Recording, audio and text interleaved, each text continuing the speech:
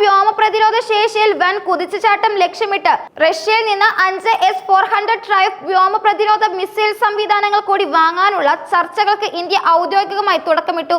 അടുത്തിടെ നടന്ന ഓപ്പറേഷൻ സിന്ദൂർ എന്ന സൈനിക നടപടിയിൽ S-400 സംവിധാനം വിജയകരമായി പരീക്ഷിക്കപ്പെട്ടതാണ് ഈ നിർണായക തീരുമാനത്തിന് പ്രധാന കാരണം.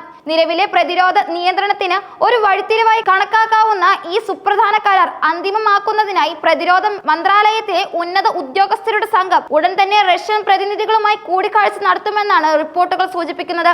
റഷ്യൻ പ്രസിഡന്റ് വ്ളാഡിമിർ പുടിന്റെ ഇന്ത്യ സന്ദർശനത്തിന് മുന്നോടിയായി ഈ കരാറിന് അന്തിമ രൂപം നൽകാൻ ഇന്ത്യയും റഷ്യയും ലക്ഷ്യമിടുന്നുണ്ട്.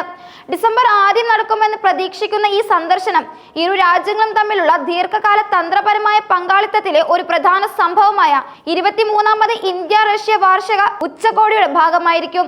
റഷ്യ യുക്രൈൻ സംഘർഷം ആരംഭിച്ചതിനു ശേഷം പുടിൻ നടത്തുന്ന ആദ്യ ഇന്ത്യ സന്ദർശനമാണിത് എന്നും അന്താരാഷ്ട്ര തലത്തിൽ ഈ കൂടിക്കാഴ്ചയ്ക്ക് പ്രാധാന്യം നൽകുന്നു.